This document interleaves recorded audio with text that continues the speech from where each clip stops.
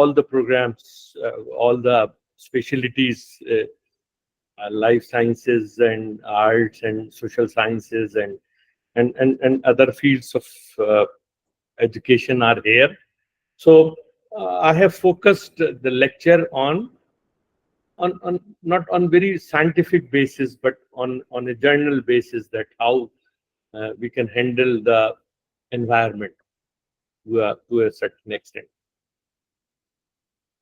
So let's start with the topic, which is the eco management, and we focus that the ecological management or environmental management, it depends upon sustainability development.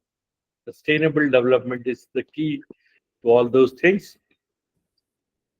Let's see that when I say that somewhere around 52 liters of water required for your 1 cup of tea, then it is a very surprising statement. You see that we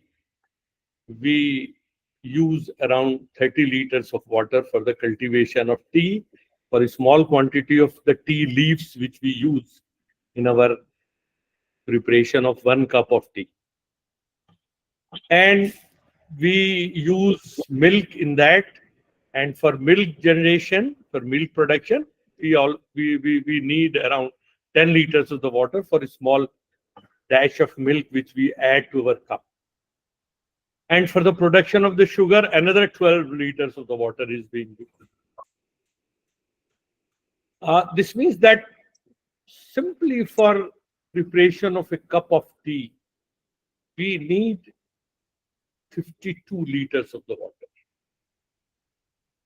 You see that it is a huge amount. Nobody has thought about this, that how much quantity of the water we are using. The question is not that. Question is not that should we stop drinking tea on the pretext of sustainability, that since it is consuming a huge quantity of the water, so should we stop drinking tea? And all right, if we stop drinking tea, how many things we will stop? It's not only tea, but every food is stopped. I have given you a list here, that chocolate, beef, sheep meat, pork, butter, chicken meat, cheese, olives, and list is there, milk, cabbage, tomato, egg, wine, beer, everything is there. And water consumption in the production of 1 kg or say 250 gram or different units are there. Say for example, even chocolate, 1 kg chocolate requires more than 17,000 liters of the water. 1 kg butter requires more than 5,500 liters of the water. 1 kg cheese requires more than 3,000, around 200 liters of water. See that you need, you name anything and you'll find a whooping quantity of the water that we need to that. So on the pretext of saying that since the water consumption is very high, we cannot stop. We cannot leave all these things, otherwise we will not be able to survive. So this is not only water, but in every component of our life which we need, right? There are different things. So for environmental management, for eco management, we have to take everything which is available to us into consideration. Now the life on environment, the life in our environment, it is composed of different, say, component of environment. That is air, that is water, that is geosphere, means our soil and rocks, etc.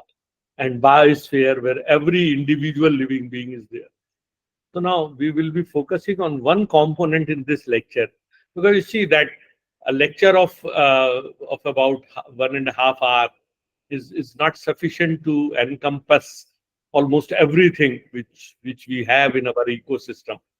So for an ecological debate, we have to take almost everything into consideration. But here the focus will be mainly on hydrosphere, on the water. These are the various places where the water is available in our earth environment, starting from the say snow-capped mountains and the frozen water and the ocean water and the river water and different biospheres are there where the water is present. Now, you see, we're starting discussion on water. We need to have an idea about that. You see that apparently we feel that the water is in abundance. A huge quantity of the water is available. But you see that actually the majority of the water is available in sea. And very little quantity of the water is available to us as a fresh water. And the situation is so grave practically right now that roughly a little less than half of the world population is facing water shortage, is water scarce. 47%, which is about 3.6 billion people, are facing some kind of water shortage. And 1.5 billion, the whole population is around 8 billion, touching 8 billion. 8 Arab, 8 billion population. Out of 8 billion, 1.5 billion people are not using clean water. They are using dirty water. Whatever kind of water is available, they are using. And 3.6 billion people are facing water shortage. Now, just if you look at this whole chart, you will see that out of the total water, 97% is in the sea.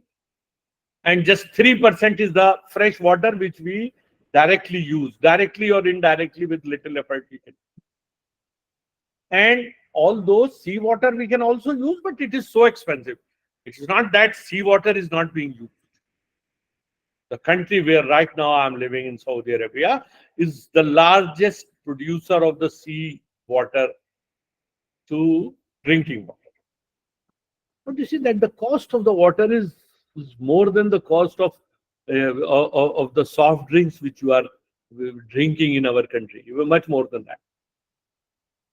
Now, out of this 3% fresh water, all other resources are there, water resources. Out of that 3%, 77% is always fixed in ice caps, in the mountains, in the poles. And 21% of that is present in ground. That is the resource. And on all rivers, on all lakes, on all reservoirs, and all surface sources which we can see, which we can enjoy, which we go, that all rivers, all lakes, everything, that is 0.6% of this total quantity of that water. And out of this 0.6%, 56% is available in directly open sources, surface sources, which are rivers and lakes. And you see that some amount of the water always remain as a moisture in soil. Some remains in trees, some remains in animal beings, some remains as a moisture in atmosphere in the forms of, say, humidity. So you see that availability of the fresh water, the groundwater of the total quantity, only 0.648% is the groundwater. And the rivers and all other open sources, surface sources, that is 0.0000124%. You see that apparently it looks that the water is in large quantity available to us. But in actual, the water is not available to us in a very large quantity. Now, another problem which has been associated with the water is that it is not uniformly present everywhere. Somewhere huge quantity of the water is available, somewhere no quantity or very less quantity of the water is available. Now, for example, here in Saudi Arabia is a big country, roughly 3/4 of India in size, but the population is very less, slightly more than the population of Delhi, maybe 1.5 times the population of Delhi, whole country. And you see that this is a country which has no surface source, no perennial river is there, no proper lake is there. Only, and rainfall is also very scant, very less, and only it takes place during winters, that too in certain part of the country, not every part of it. One of the largest part of the country is 100% desert, that is called quarter of the Saudi Arabia, and that is one of the largest desert. No habitation, no human being is living over there. No rainfall. For years together, there is no rainfall. But here in Riyadh, where I live, in winters it is very, very cold, and in winters there is a lot of rainfall. But in case of in India, you see that India possesses a huge population, roughly 20%, 18% population of the world. But the water availability, although we appears to be rich in water resource, but the availability of the water is only 4%. It means that globally, we are on a shorter side, where individually to a person, less water is available to us. Keep in mind, despite all big rivers, big lakes, and so many resources are available.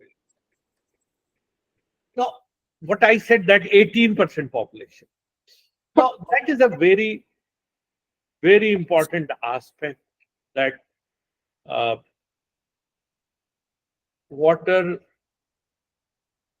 every resource, not only water, that resource is uniformly divided. If you divide that resource by the number of population, number of the persons, you will find that per person, per capita availability you can calculate. It's a rough calculation. If the population is increasing, your resources are, per capita resources are decreasing. Now you see one thing which I want to say. There is a law of conservation of mass, law of conservation of energy. The day when this universe was created, the whatever total quantity of the water, for example, or in water, that was available, the same quantity of the water is available. The only thing is that the form of the water changes. Sometimes this form, sometimes moisture is more, sometimes say groundwater is more, sometimes river water is more, or different forms are there. So same quantity divided by the people who were living at that time. So just get an idea that at the time of the birth of Jesus Prophet, the Gregorian calendar which we start, 2024 is the time the birth has taken place, the birth of Jesus, Prophet Jesus Christ has taken place. So the time of Prophet Masih, the population was 250 million.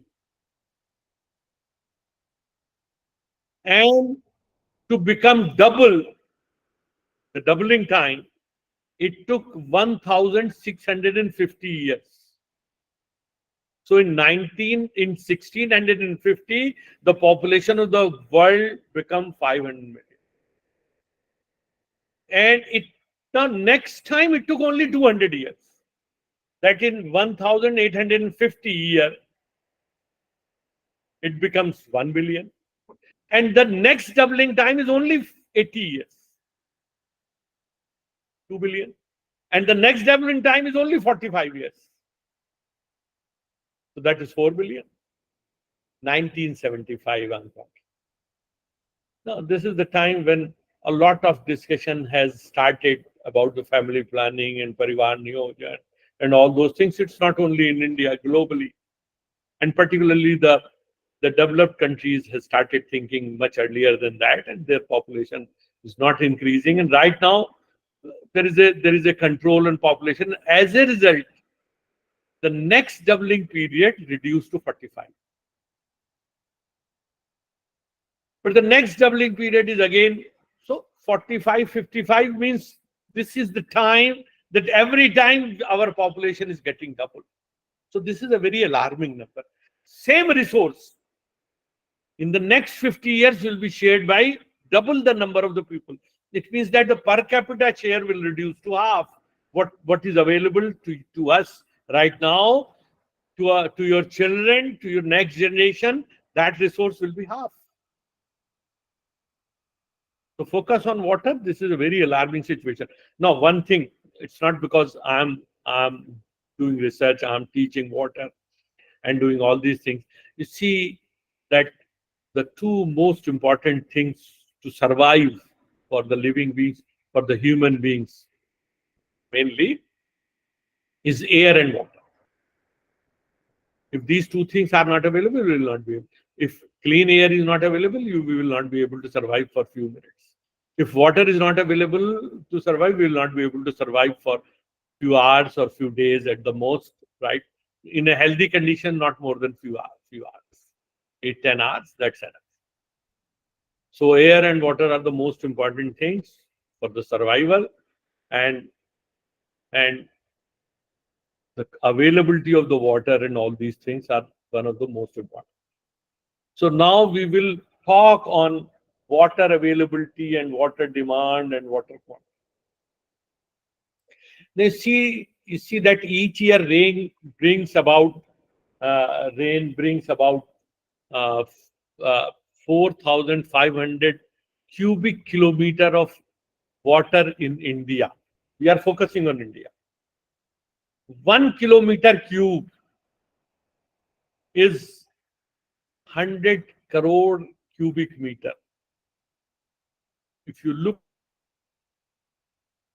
number, you will find these many number of zeros. 1 lakh crore. That's a huge quantity. Now, of this 4,500, 250 cubic meter gets stored in dams and reservoirs.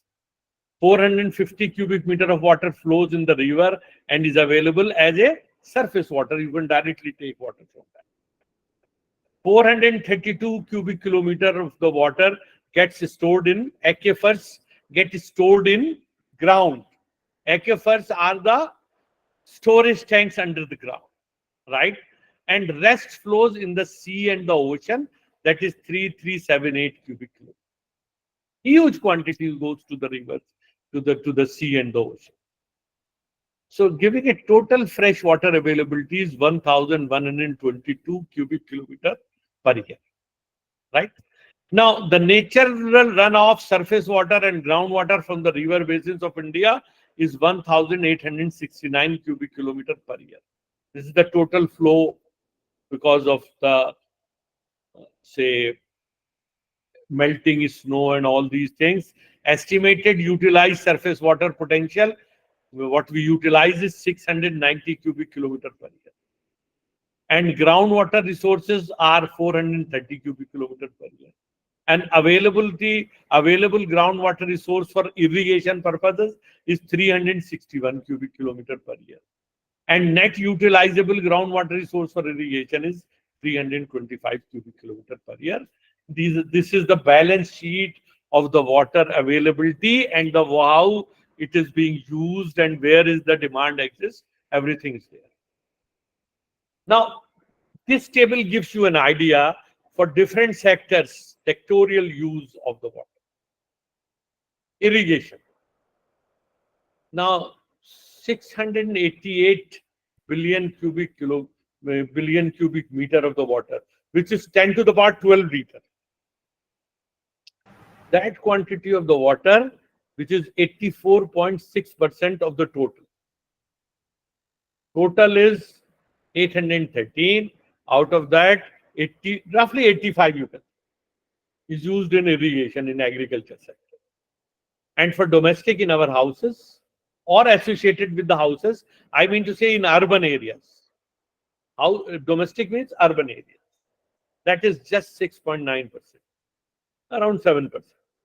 And industry, just 2%. And energy, just 0.25%. And the rest of the sources around 6 or a little more than 6. That is the total balance of the water. 1 billion, remember, is 1,000 million, and 1 billion is 100 crore.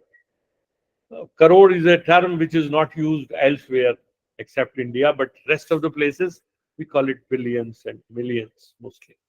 Okay. Now, I said about the global population. Now, if you look at the population in India, in 1901, it was 2.6 crores. In 2011, 2.62, 2.83. Next 10 years, next 10 years, till the last census in data which is available was 2011. And 2021 was delayed because of the COVID, and still the data is not available. At least to me, it is not available. So now India accounts for 2.45% of the land area and 4% of the water resources of the world. Now, area-wise, we are good. Just the total area of the world, our area is 2.45%, and the water is 4%. So per unit area, our water availability is very high, 1.6 times. But we have a huge population, which is about 16 or 18%. Some difference in data may be there. Okay, it may be an old slide. So it is about 4 times more population is there. So per capita availability of the water is less. Per unit area availability of the water is more. And you see that water demand may increase from 1803 billion cubic meter in 2010 or 11 to almost 1118 2000.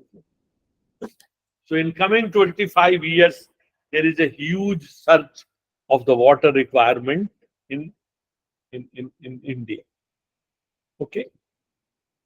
So for water management, we have to have an idea that we should look at the use of water in different areas. Now, since agriculture is one sector, irrigation is one sector, where 85% water is used. Therefore, if water will be effectively managed in irrigation sector, we will save a lot. Rather, we will save the maximum quantity. But unfortunately, our focus is only on domestic or in urban, although it is also very important. But you see that planning-wise, we should do some planning for our irrigation. Let's see. So sector-wise, you see that the agriculture withdrawal is 688, and industrial wastewater withdrawal is 17, municipal 56, total is 760. Now, if you compare with the major countries like China, Brazil, Russia, and US, BRIC countries. Okay? Now, China is a population like us, a bigger population. US is a bigger economy, bigger food production producer. Russia and Brazil are also. Let's see. The total withdrawal per capita in meter cube per person per year. Meter cube. Meter cube means 1000 liters. How much? 621.4 in India per person. In China, it is 409. In Brazil, it is 330.8. In Russia, it is 454. In US, it is 1,583. And in Germany, it is 391. So you see that we are second to only US. US are basically a very huge quantity per capita. Water withdrawal. I'm not saying water consumption. We do not, in urban areas, the scenario is different. Now, municipal withdrawal, you see that in our cities, urban areas, our water withdrawal is 45.7 meter cube per person per year. But in China, it is 50. In Brazil, it is 67. In Russia, it is 92.1. In US, it is 216.5. And it is in Germany, it is 62. So in cities, we are using less water. As compared to everybody, we are using less water. But total, there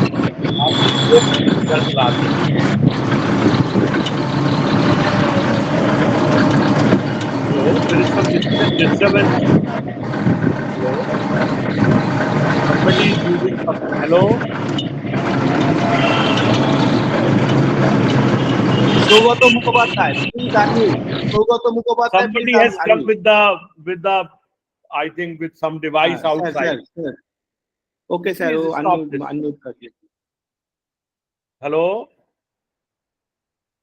Yeah, okay.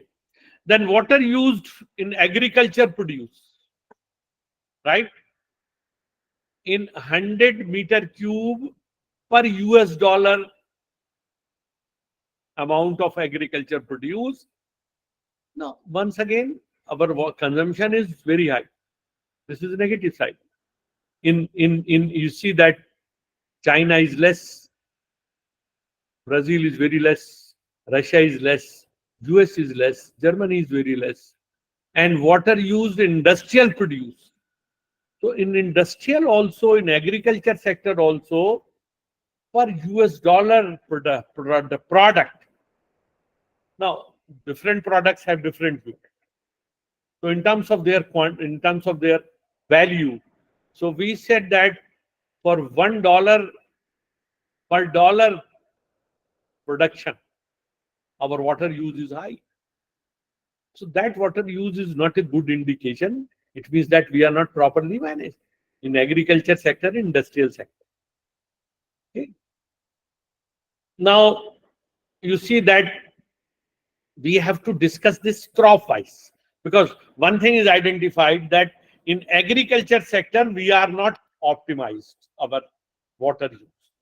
So there are three crops: wheat, rice, and cane sugar. Now the production is meter cube, water footprint in meter cube per metric ton. For 1 metric ton, we consume 1,654. Global average is 1,334. So we are on the wrong side.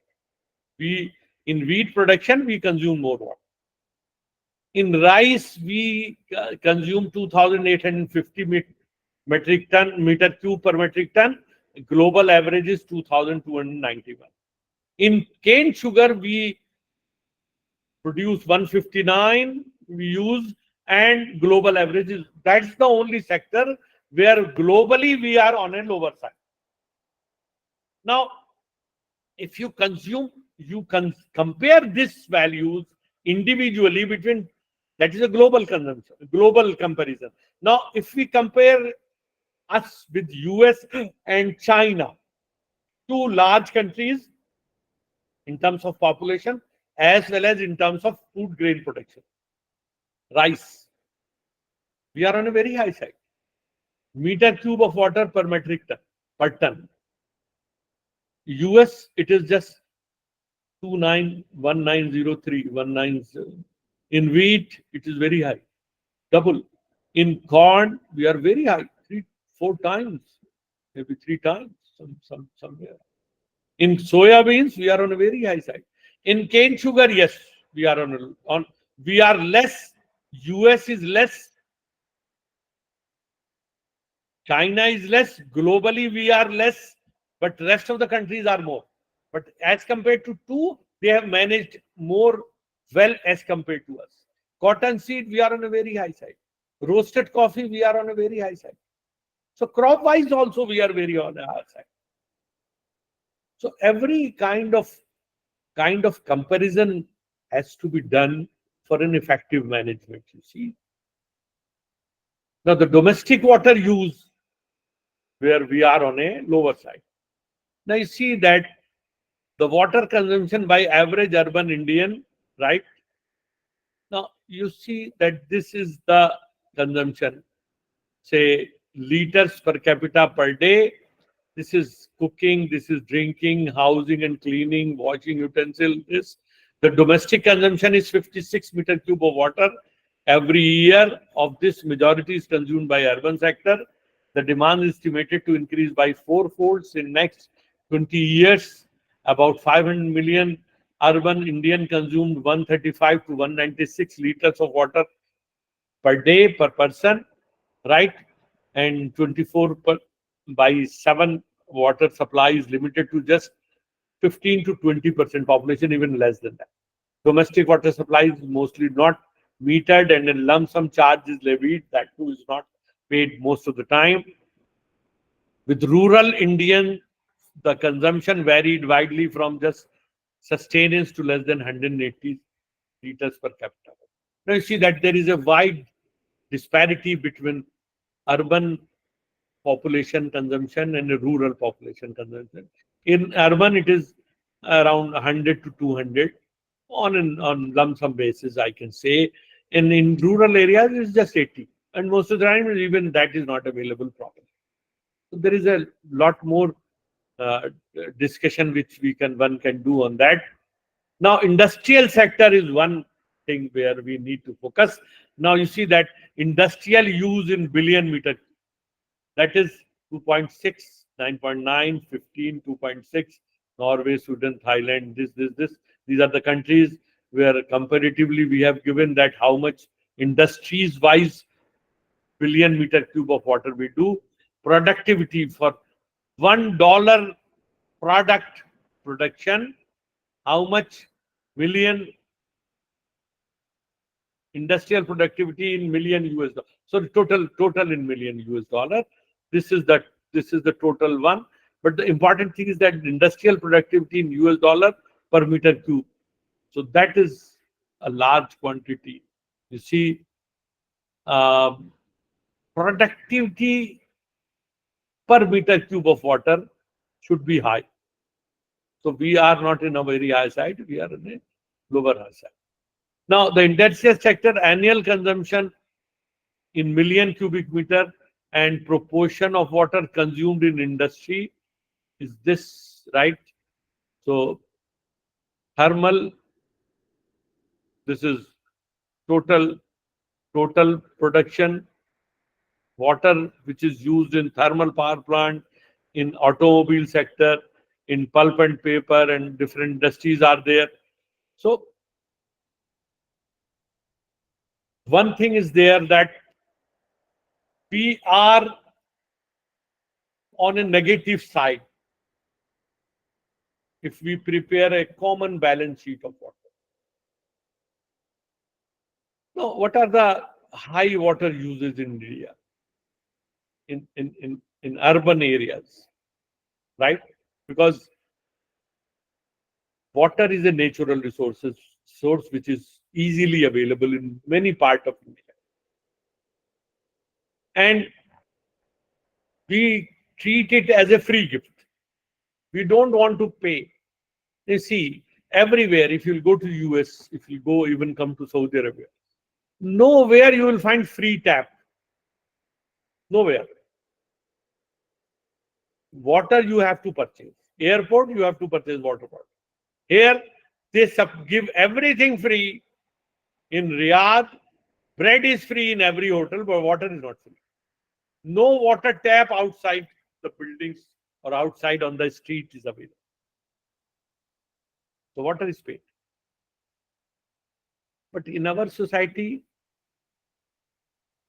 we consume a lot of water. In urban areas, we waste a lot of water. I don't want to discuss too much of that. We unnecessarily we clean our car, we keep on washing our car, we keep on destroying water. Every house has a RO, small RO plant, RO packets in your house, where roughly 50% of the water is wasted. Nobody thought about it. Overflow from the tanks, overflow from so many other places, leakages, etc. We will discuss a lot. This is just one idea we have to. One thing is there. One is availability. Another thing is conservation. So you have to save water. Saving water is as good as producing water.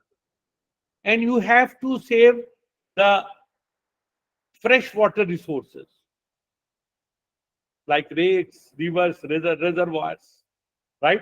You have to save these traditional resources, and you have to save their quantity, and you have to save their quality as well. Not only that quantity, but quality. Don't allow them to get impure or polluted, so that they cannot be used, or it will be difficult to use them. Just one single example I have given you, that in your bathroom, if one tap is leaving and trickle one drop slowly, right? So 50 drops trickle per minute means you are losing 10,000 liters of the water. Just one drop. If you close the tap tightly, then that one. There are thousands of of of methods which have been described in detail on various sites in various groups, conservation groups and NGOs and all those things and agencies, that how we can stop that. So this is not only about water. See that eco management is everything. Ecology or our entire globe, it contains water, contains air, it contains soil, it contains natural habitat, human beings, this and that. So you see that if we need to survive, we need development. We need energy. We need food grains. Now, what is happening as a result, if you look at this, our development?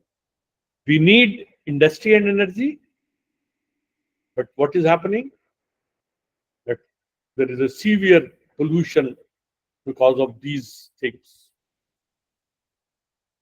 And we need water, we need storage of the water, and the outcome is disastrous many times.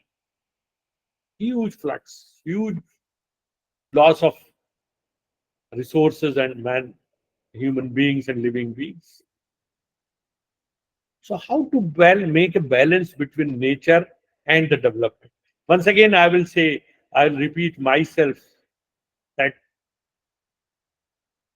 uh, can we stop using all nature, all new things, all developed things, all modern things?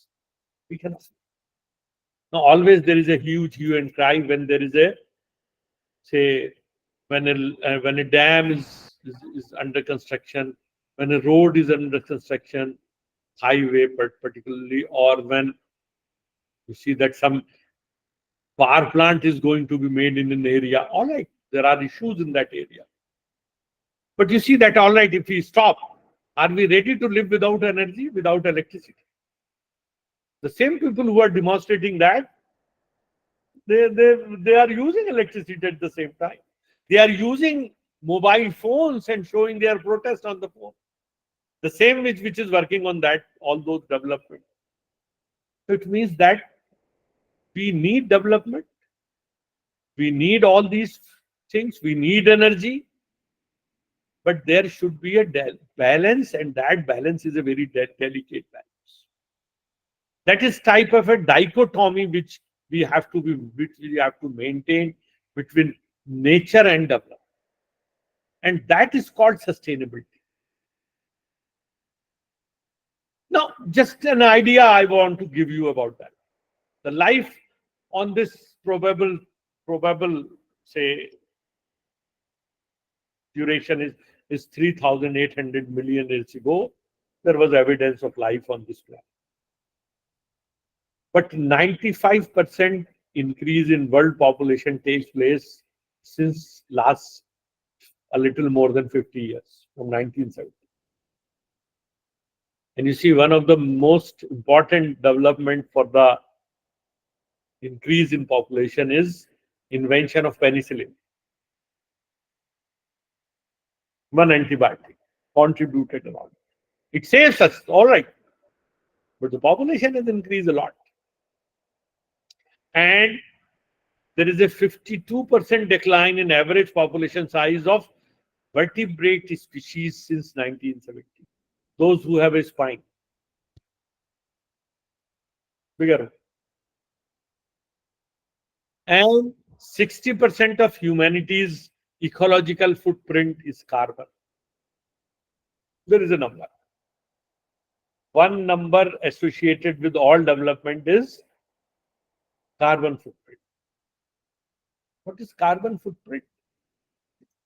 See that the ecological footprint is the impact of human activities measured in terms of the area of biological productivity land, area of the land, and water required to produce the goods consumed and to assimilate the waste generated. Three things: land, water, and waste. The world ecological footprint in 2012 was 2.84 global hectare per person.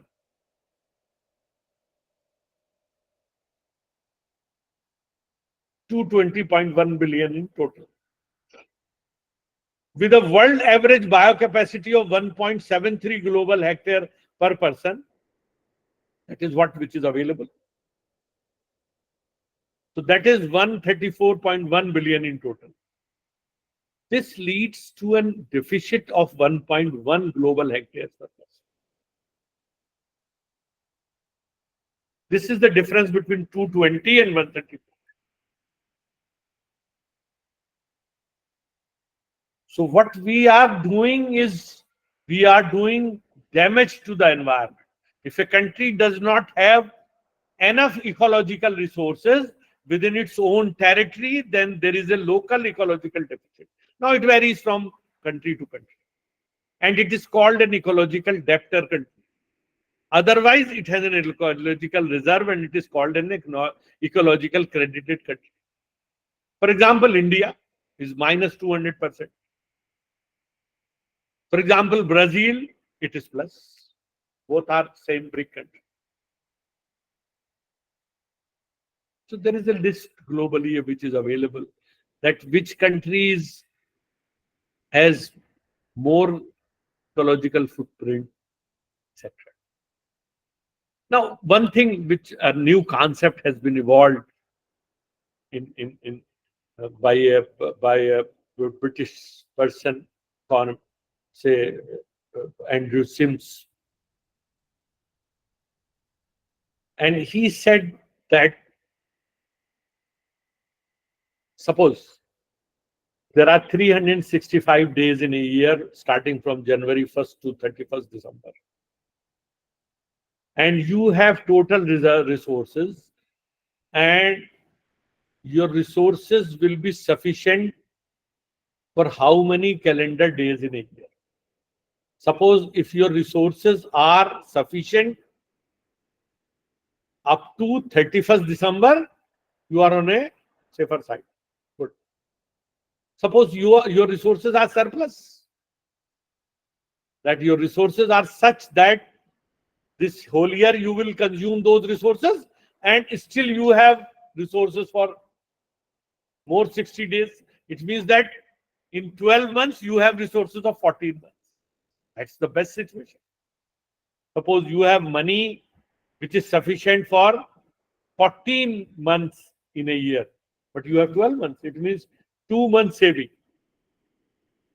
But as happens with us, that every month salary is sufficient for 25 days.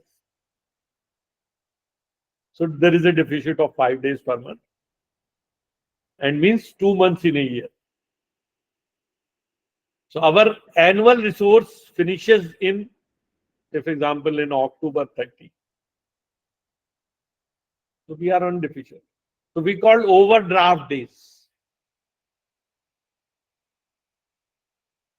And that concept has been applied there, that global resources remain available with us up to what date? If they are available up to 31st December, no issue. Less what date? And that is called World Overshoot Day, Earth Overshoot Day. Right? So overcapacity and the footprint divided by that, multiplied by 365 days, we can calculate, right? Globally, it has been calculated for so many countries. Incidentally, in this chart, because India do not share their so many data, therefore it is not available. But you see that all the various nations have been here.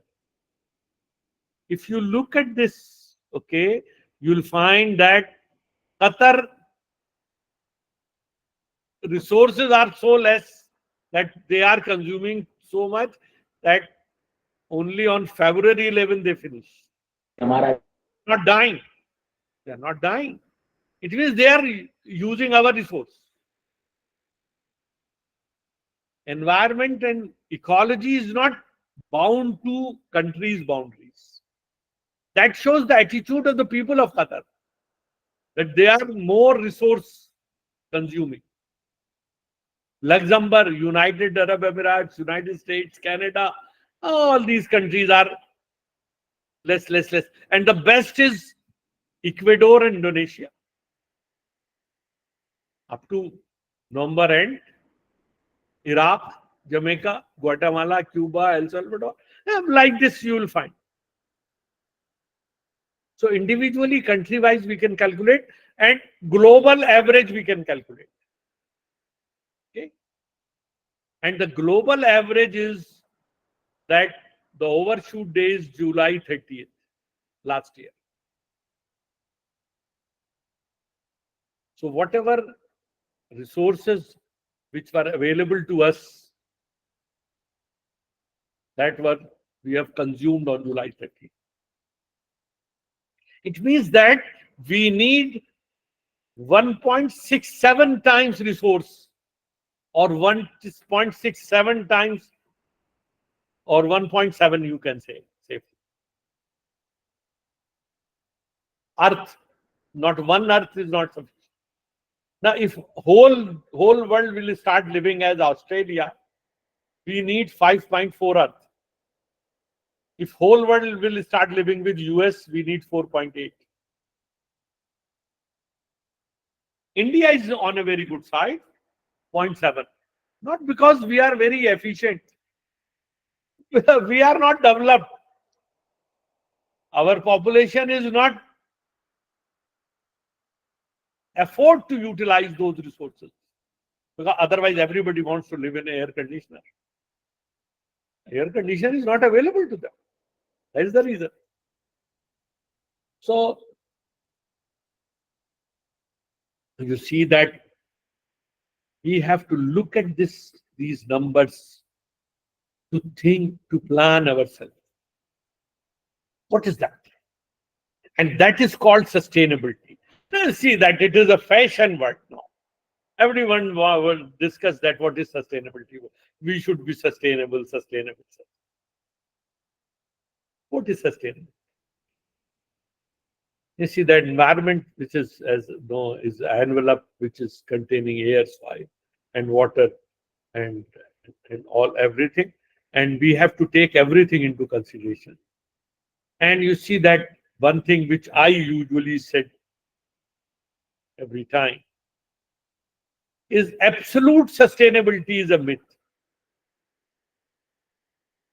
Human beings will never be able to achieve absolute sustainability.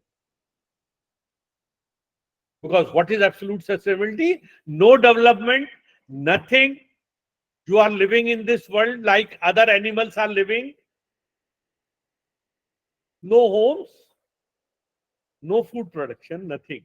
Wherever you are going, whatever is available, eat.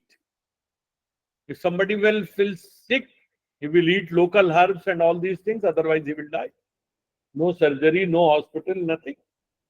The population will not increase tremendously, nothing will happen. I was in a conference somewhere, and a lady started asking so many questions about sustainability. Then she said that how this all problems of the globe has been started.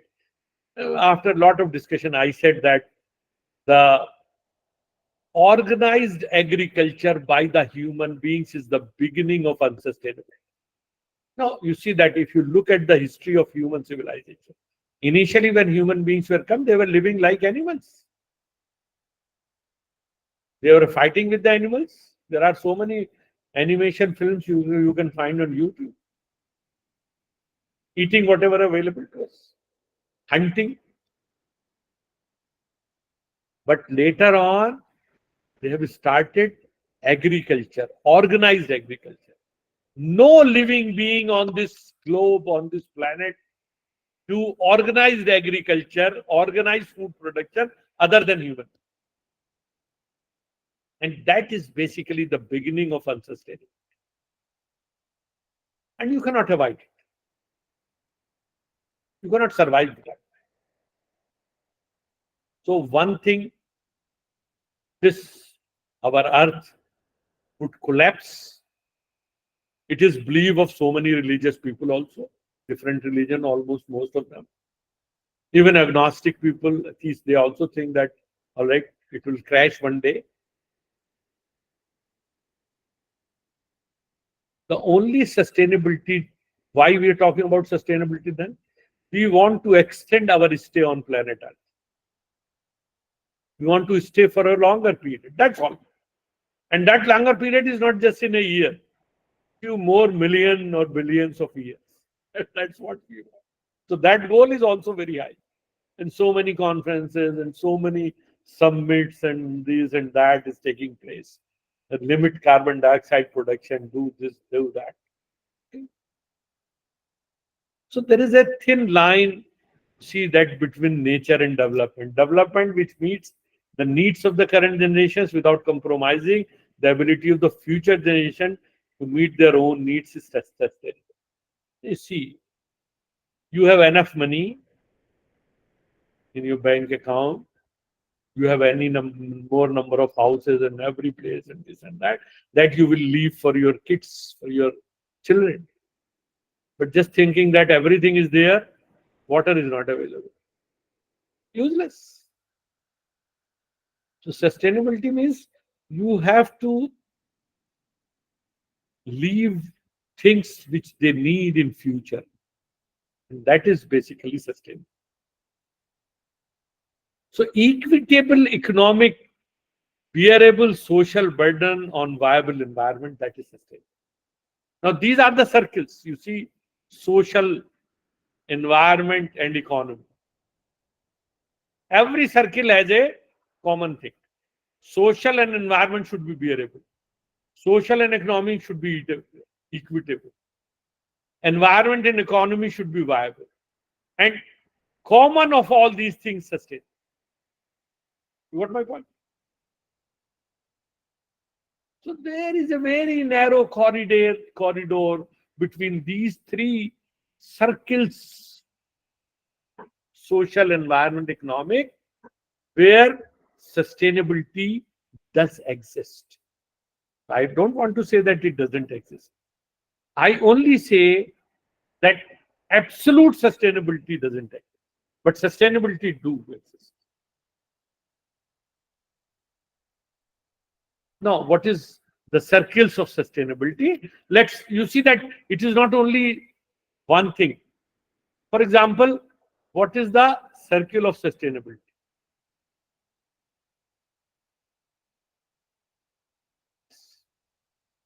Now you see, ecology. It has many sectors like energy, water and air, flora and fauna, habitat and food, place and space, construction and settlements, emission and waste. Now, sustainability wise, if dark green, it is vibrant, is less green, it is good, further less, satisfactory, satisfactory plus, ordinary satisfactory, satisfactory minus, highly unsatisfactory, bad, and this. So from green to red. Economy, there are many sectors. Politics, there are many sectors. Culture, there are many sectors. Now, if we compare it with the cities, for example, I will only go for two cities. For example, Delhi.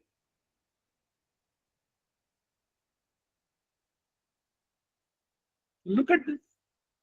We are very poorly sustainable in almost everything, except that we have a democracy and culturally rich. These two sectors.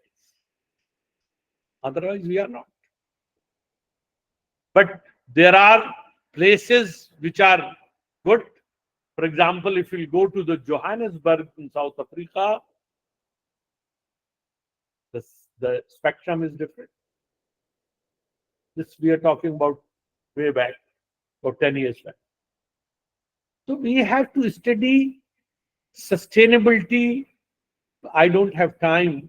I have a very limited time, so I cannot go individually all these things, we need a series of lectures. So the methods of managing projects directly towards socially sustainability outcomes, and these outcomes are so many: ecological, culture, politics, economics, and 6767 everywhere. So sustainability environment is consumption of renewable sources, state of environment, and what is sustainable. Now, if consumption of renewable sources is more than natural ability, that is called environmental degradation. It is not sustainable. If it is equal, it is a steady state economy. If it is less, it is environmentally sustainable. That's basically everything you have to compare. So environment is broadly interpreted physical, biological, and social. Now, in scientific method, you have to take all the things into consideration, analyze them, and quantify them in terms of numbers. And that is called LCA, life cycle assessment. That is called cradle to grave analysis. I can just give you a simple example. We were using fluorescent lamps, bulbs earlier. Then another lamp has come into market later. They were consuming less energy. They are called CFLs. And CFLs has been replaced by LEDs. So initially there was a lot of discussion with respect to the CFLs, that CFLs are more energy saving, therefore it is good. But when LCA analysis was done, we have come to know that CFLs are more damaging. How they pollute the environment, how in the production there are say energy consumption, all those things, everything. There is a long case study, I know that. In a nutshell, now you don't find CFLs in the market. Old bulbs are still there because CFLs are failed in LCA analysis. From raw material extinction up to disposal of the last product. How much is the cost? So that cost has to be evaluated. For example, nowadays there is a fashion. It's a good thing, yes, that we have to tap the solar energy. So everybody, every roof you will find full of solar energy panels. But a lot of people are debating and analyzing. LCA studies are going on, that what would happen to these LCA panels after their life, where they will go, how they will dispose of, what will be the environmental impact, what will be the cost of that environment.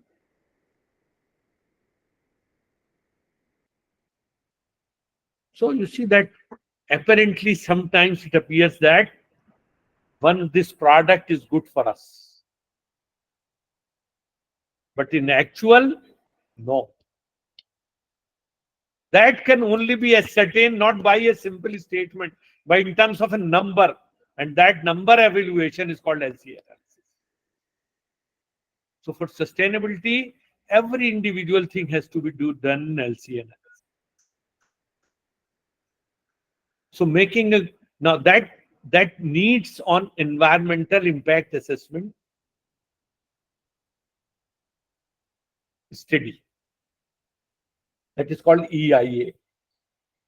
Now, I gave you an example of CFL production. Now, suppose there is an industry, there is a power plant. So we have to do EIA. A very famous example I can give you, that when Mathura refinery was set up, EIA was not done. And we had to spend a lot to save Taj Mahal. which is a precious moment. That cost is, it is a priceless. So it means that had the EIA been done, Batra refinery would have been not been in Batra, but it would have been somewhere else.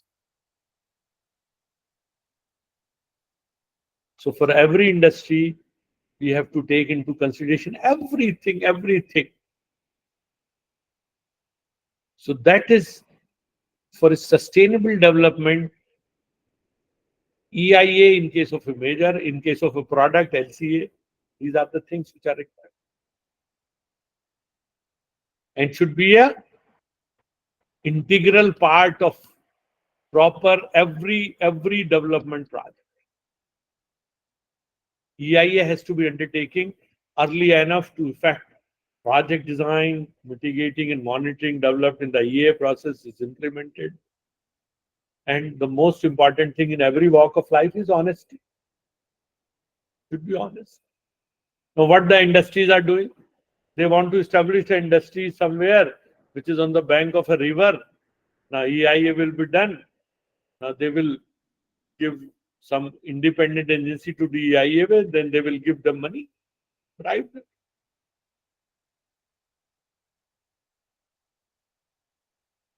Level is something else, report is something else. So full EIA should be honest and must consider all alternatives, and impact should be assessed properly honest. And it should be transparent and accessible. I have many examples. I don't have time to say. Now you see that one of our alumni in wildlife department, he was working on a project on Chambal River. One day he found, and Chambal is a normal natural habitat of crocodiles. I'm talking about many decades back, two, 3 decades back, 4 decades. He heard that a power plant is going to be made on the bank of the Chambal River in that area, and local people are opposing it. Because power plant, thermal power, coal based. And he also went, and a team is coming from the government of India to assess that. Because there was a lot of human crime, and the Supreme Court has constituted a committee. Now that committee went, and one of my teacher from Aligarh Muslim University, he was earlier professor in US. He was a part of that. The Supreme Court has included him. So many people were gathered, but you see that police and local administration, they do not want that the people, local people, should talk to the committee. This is the role of our bureaucracy, unfortunately. Because local MLA, he was also a very powerful minister. I won't name him. It is in Rajasthan at that time. He wants that in his constituency, this power plant should come. Because his interest that people will get employment, they will be happy, they will vote for. Now, he went to that committee. The district magistrate tried to stop him, but one of my teacher I mentioned to you, Professor Rashid Siddiqui, he was a part. He said, no, let him come and let us stop. He said that, sir, local people wants to talk to you, and this police people and this district magistrate, they do not allow. Then the committee went to the local people. Then that boy, Dr. Ashfaq, he took them to a natural habitat in the river inside, and show them that this is how the crocodiles are there and all. Everything is there, and it will be destroyed once the effluent from the power plant will. And finally, the committee gave a report that it should not be constructed here. But you see that ultimately government prevails, and not at that location, some kilometer away from that, done. And all the villages, they have given some gift or something like that, and they started. And NGOs also they are managed. India, in that sense, is not a very good society.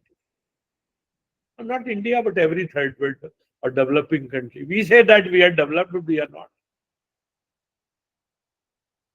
So basically, LCA and EIA and all and honest analysis should be done. Now, what is important thing which I want to raise at this point, that the real solution of sustainability, real issues should be raised in the form of public opinion.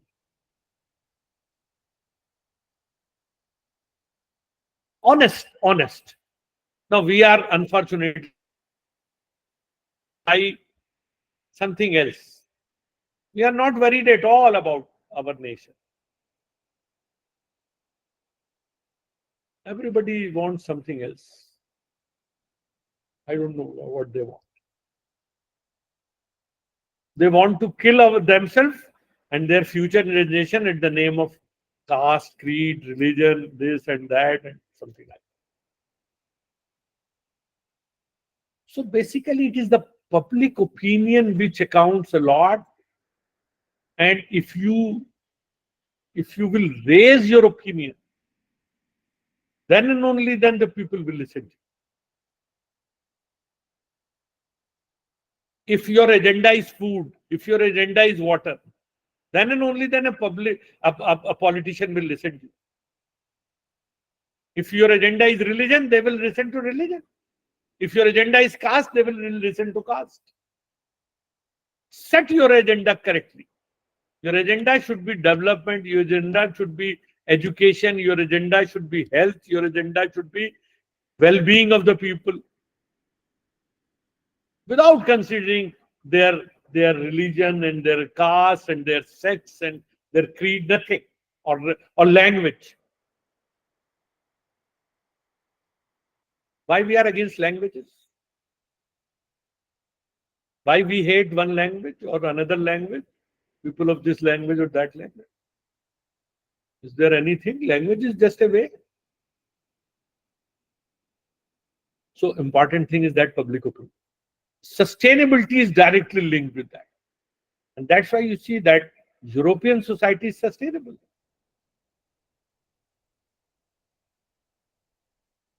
So with respect to the water, I used to say that till you start voting for water, in addition to other things, no politician will start giving weightage to you on water issues. You vote on, say for you vote on something right now. One community vote for their reservation. If they are large in number, the people listen to them. If the same community will raise for education, government will listen, will create education. But I say that the real solution is that till a situation will arise that you press any button on EVM, but your voter will go to the water, then you will find a real solution. Your situation is such that your vote always go to the not only water but sustainable development. Water is one of the major thing. Now I want to show you a small film, short film. Please listen to it, and I am sharing.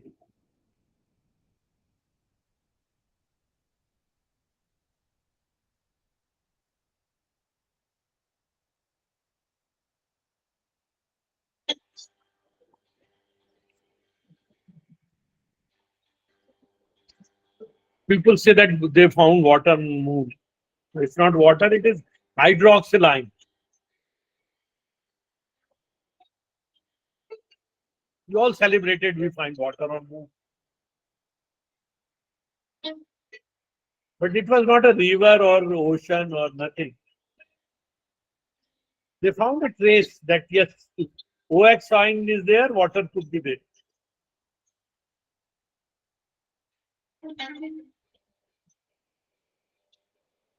But you see that here on Earth we have plenty of water. Every form of water is available to us, fortunately. But what we are doing with our water, we are not doing justice.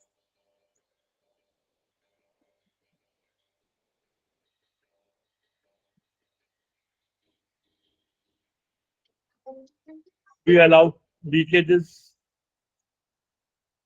Water is lost. We do not care.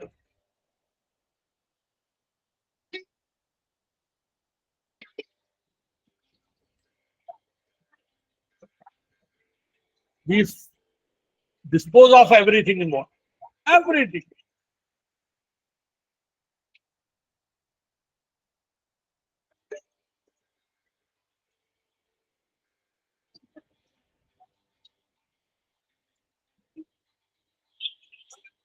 Now, water treatment is not a very difficult thing.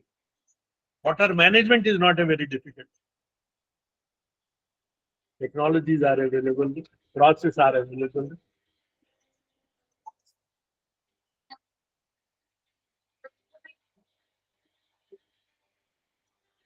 Even we have money for.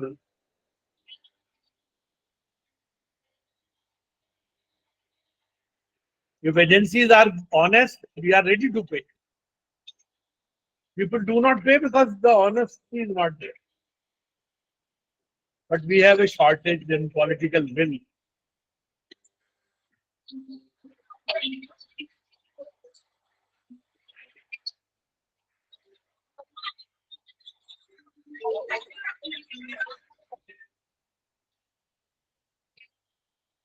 We are not going to moon. We have to live here.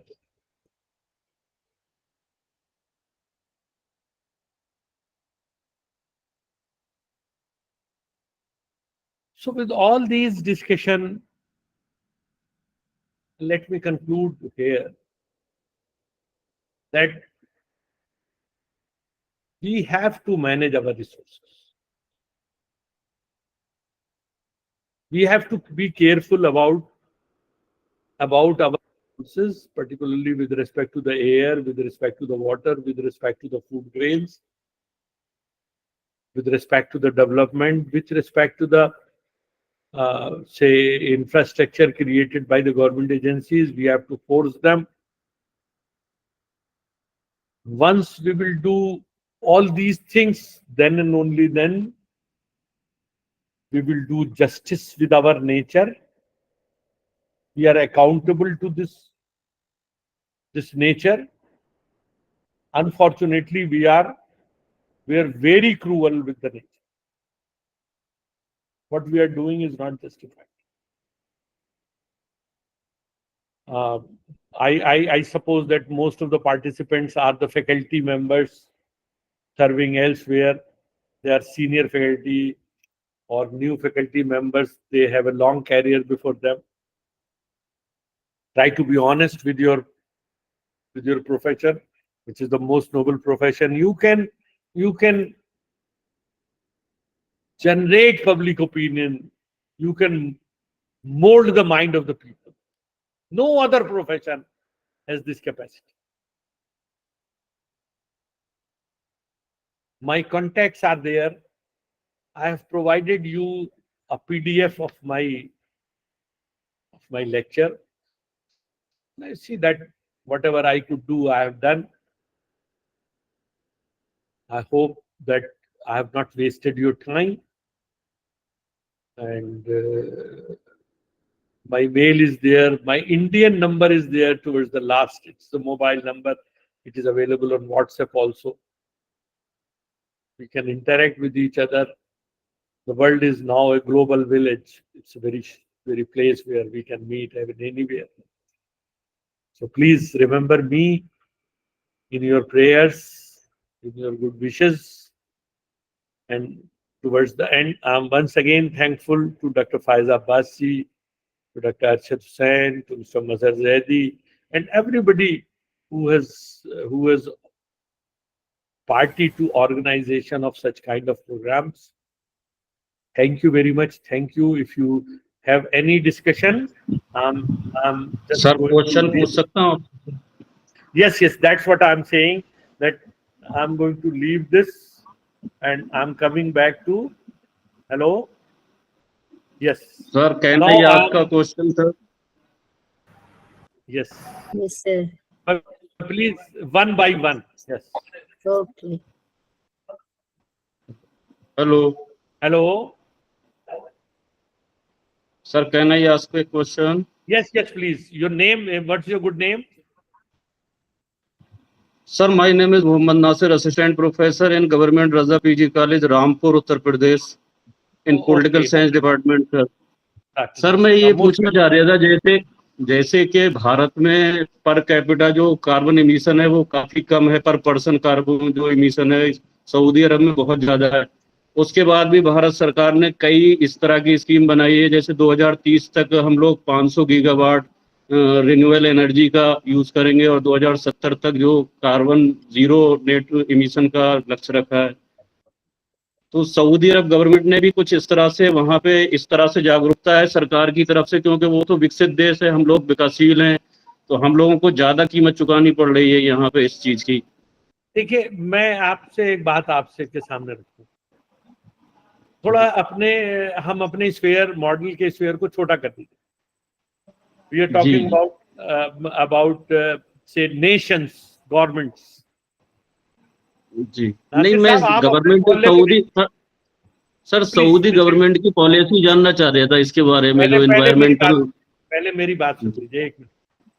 जी आपने अपनी बात कह दी, अब listen to. पहले हम अपने मोहल्ले में, let's, I think there are people who may not be able to understand Hindi और Urdu, so I would focus on English, mostly in English. You see that, just focus on your own locality, on your mohalla. There are so many houses who are using air conditioner 24 hours. Can you force them to stop? No, sir. No, you cannot force them individually, but by policies you can force them.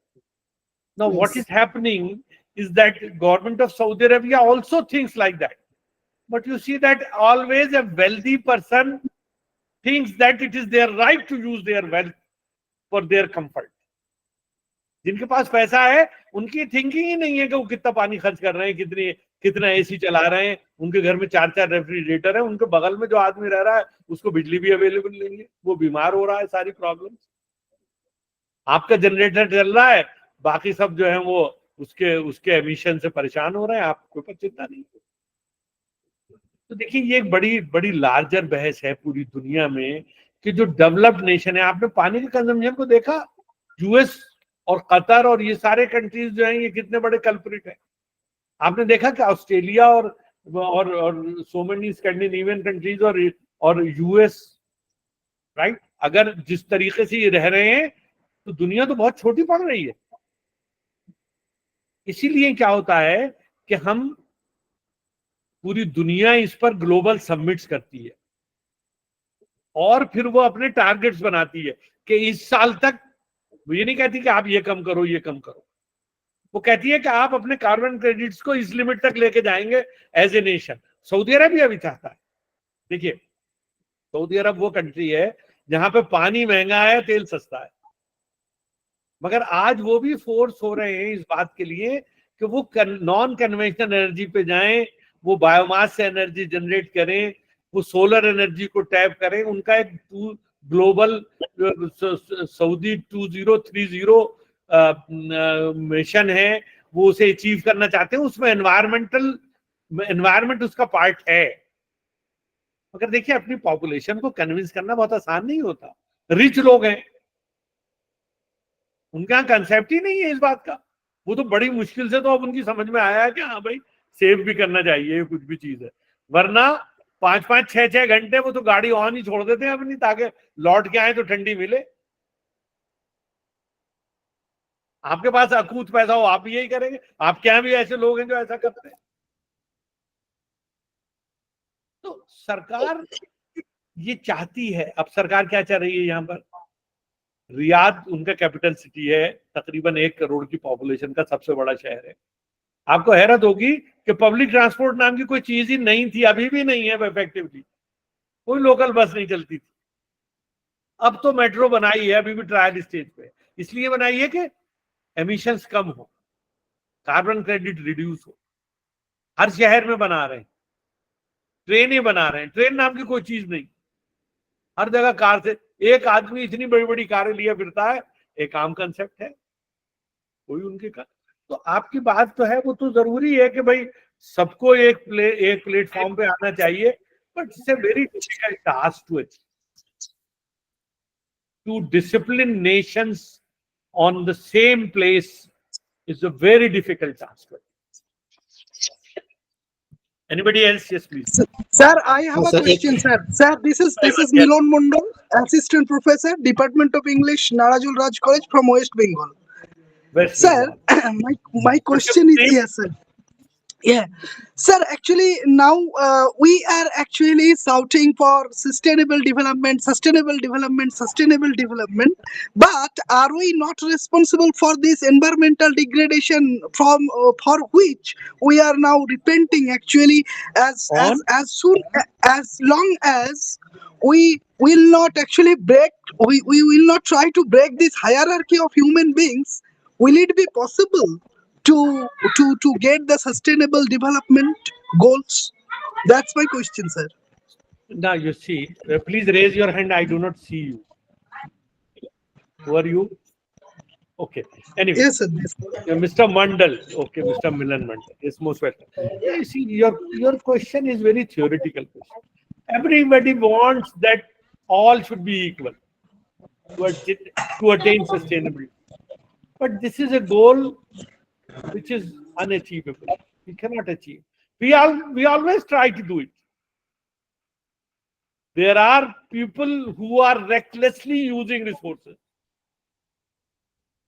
There are people who are hungry, even they don't have food to eat. What I say that till we will achieve that situation, we cannot wait for.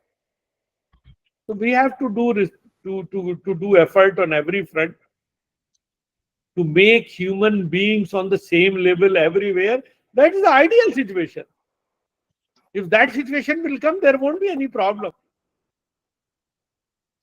But your naivety actually drives to raise such kind of a question, I must say.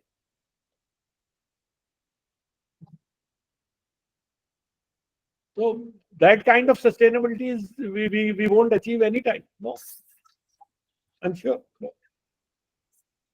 Hello, sir. Hello. Thank you sir, very good much, afternoon. sir. Most welcome. Yes. Next. Sir, namaskar.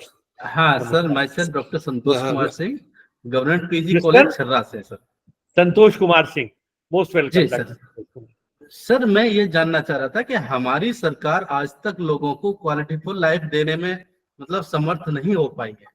तो एक तरफ एक तबका ऐसा है जो अपनी basic need भी पूरी नहीं कर रहा है, दूसरी तरफ कुछ लोग ऐसे हैं जो अपनी विलासिता में डूबे हुए हैं. तो हम कैसे सस्टेनेबल एनवायरनमेंट को प्रोटेक्ट कर पाए?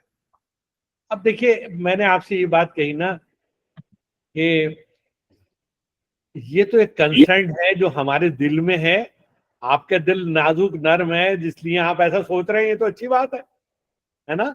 आप सोसाइटी के उसमें हैं जो रिसोर्सफुल लोग हैं, है ना, जिनके पास काफी रिसोर्स है, काफी. आप उसके बारे में सोचिए, जो आदमी जिसकी पूरे परिवार की कुल आय जो है वो 5,000 रुपए महीना है जी, है ना. तो देखिए, सरकारें तो नहीं कर सकती हैं, और सरकारें अगर चाहें तो कर सकती हैं, जब तक लोगों का पार्टिसिपेशन नहीं है. जी, हम ऑनेस्ट नहीं है. बात ये नहीं है सरकार किससे मिलकर बनती है. आप और हम और जितने लोग यहाँ इस पैनल में हैं, ये सब सरकार का हिस्सा है। सरकार हमसे अलग थोड़ी है। बात क्या है कि हम सब ऑनेस्ट नहीं, हमारे एजेंडा, हमारे आइडियाज जो है वो ह्यूमैनिटी के प्रिंसिपल पर ही नहीं है। हम ह्यूमैनिटी से बिल्कुल अलग बटे हुए हैं। देखिए, ये जब ही अचीव हो सकता है जब ओवरऑल गोल बना दिया जाए। यही लोग, देखिए ग्लोबल कम्युनिटी यही कर रही है। वो चाहती है कि टारगेट्स बना दिए जाएं, वो चाहती है कि गोल सेट कर दिए जाएं, आप उन गोल्स को अचीव करना चाहें तो कर दें। मगर आप ये बताइए, सरकार वहां तो साइन करके आ जाती है और यहाँ फिर इम्प्लीमेंट किया। वही सारे कुकर्म करती रहती है हर सरकार। मैं अपनी सरकार को नहीं कह रहा हूं, सारी सरकारें, ज्यादातर सरकारें ऐसी, उनके लिए तो पावर मनी ये यही चीज है। जब तक ये रहेगा, और देखिए मेरी बात सुनो, यूरोप में ये सिचुएशन नहीं है। हम लाख बुरा कह लें पश्चिमी सभ्यता को, वो मैं नहीं बुरा कहता। मुझे लगता है हम बहुत हिपोक्रेसी में जीते हैं। हम अपने आप को बहुत अच्छा अच्छा कहते हैं, हम अच्छे हैं नहीं, हम बहुत खराब लोग। विलियम डैरिम्पल ने अपनी किताब में लिखा भी है, वी आर हिपोक्रेट्स। हम कहते कुछ हैं, करते कुछ है। वो लोग कहते और करते कुछ में नहीं है ऐसा। आप अगर स्कैंडिनेविया में जाइए, मैं स्वीडन गया था, आधी पॉपुलेशन जो है वो साइकिल चला के आ रही। वहां का वाइस चांसलर जो है वो साइकिल पे आया, साइकिल खड़ी की, सारे लोग सारे काम अपने आप खुद कर रहे हैं। या तो हम सब, हम सब साइकिल चलाते हैं क्या? अब जरूरत, हमारे फादर चलाते थे, सिटी की बाउंड्रीज उतनी है, अब हम में से कोई भी नहीं करता वो सारे काम। जी सर। सर एक इसी में एक चीज और लाइटर नोट में डिस्कस करना चाहता हूँ। जैसे इस ग्रुप में अभी हम सब लोग हैं। हेलो जी, हाँ सर, संजीव पोरवाल बोल रहा हूँ सर। जी संजीव पोरवाल जी, जी मोस्ट वेलकम। हाँ सर, एक चीज और इसी लाइटर नोट में कुछ बोलना चाहता था कि तो जैसे एक, हाँ, एक इसी में एक लाइटर नोट पे बात करना चाहता था। जैसे हम लोग रिचनेस की बात कर रहे हैं, हमारे मेरे ख्याल से रिचनेस और पुअरनेस से इतना ज्यादा रिलेशन, माइंडसेट बहुत जरूरी है। हाँ बिल्कुल। जैसे एक, हाँ, जैसे पॉलीथीन का असर मैं लेता हूँ, मैं अपने घर में भी कह रहा हूँ, ये चीज मैं मतलब एम्प्लाई करना चाहता हूँ कि हम पॉलीथीन यूज ना करें। ये चॉक करती है, उसके बाद वाटर लॉगिंग होती है और सब प्रॉब्लम आती है। लेकिन ह्यूमंस बिहेवियर ऐसा हो गया है कि वो शाम को झोला लेके जाना ही नहीं चाहता है, जबकि आज से 25 साल पहले तो ऐसे ही हो रहा था। तो जो माइंड सेट चेंज करना है सोसाइटी का, वो नहीं हो पा रहा है। मैं काम करता हूँ जैसे ये पुराने कपड़े के थैले वगैरह देने का, लेकिन फिर भी एक दिन होता है, दूसरे दिन वो फिर लेके आता ही नहीं है, फिर उसके बाद वही काम शुरू हो जाता है उसका पॉलिथीन। तो ये माइंड सेट की संजीव जी, ज्यादा मैं प्रॉब्लम आपकी है। बात से बिल्कुल सहमत हूँ। ये खाली रिच और पुअर की बात नहीं है, माइंडसेट की बात है। मगर मैं एक बात है, देखिए लार्जर एक्सटेंट पे रिच लोग ज्यादा रिस्पॉन्सिबल है, रिच सोसाइटी रिस्पॉन्सिबल है डिग्रेडेशन के लिए।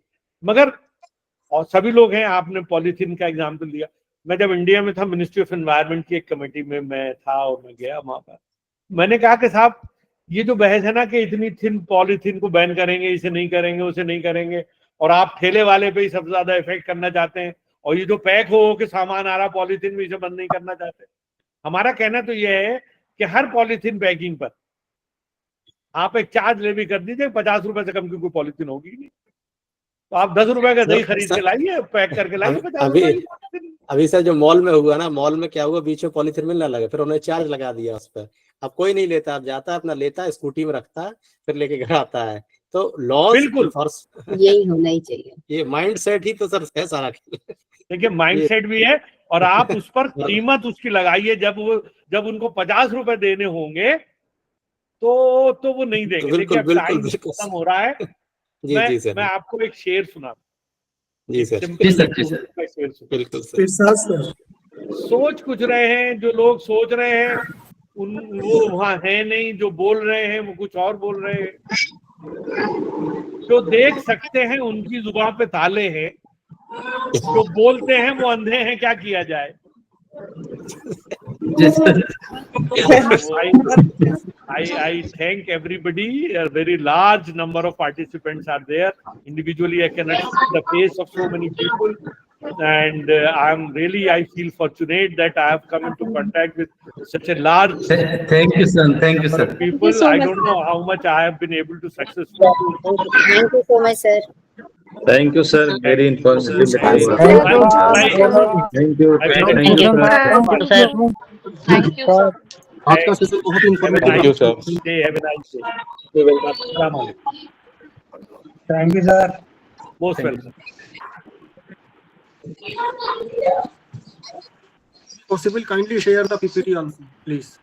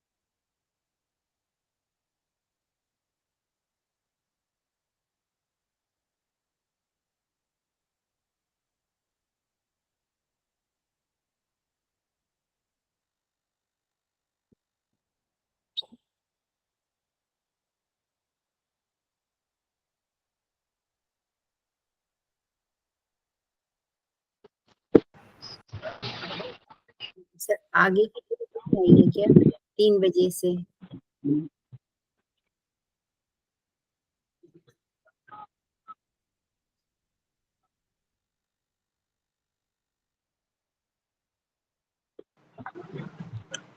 क्या 3 बजे हम लोग फिर ज्वाइन करना है? सर कुछ आइडिया नहीं लग रहा है।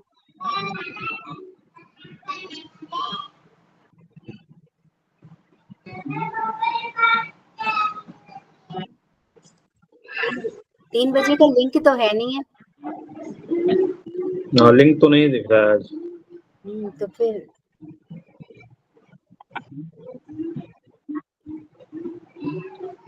करते जाए, मीटिंग लीव कर दी जाए। हाँ मैडम, अब तो हो गया जो है। क्योंकि लिंक तो आई नहीं है 3 बजे की कोई।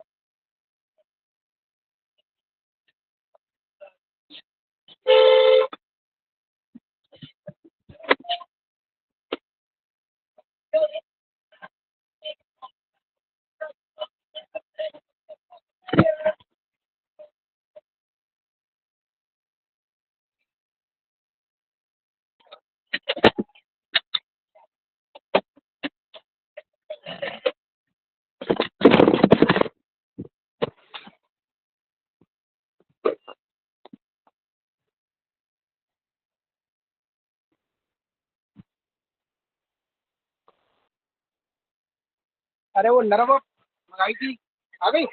नरम फोड़ दिए, नरम फोड़ दो, नरम फोड़ दिया, फोड़। D3 वाला वो, D3 वाला वो फोड़ ही है, बोल रहा बताइए। और हिंदी में D3 बता रहे थे, बता रहे ये D3 होता है उसका D3 नाम से आता है, फोड़ नाम से आता है। एक ही है बस, एक पत्ता और है, सही बोल गया। एक पत्ता और दो दे, ये 15 है ना, 5 और दे दो, 5 दे दो।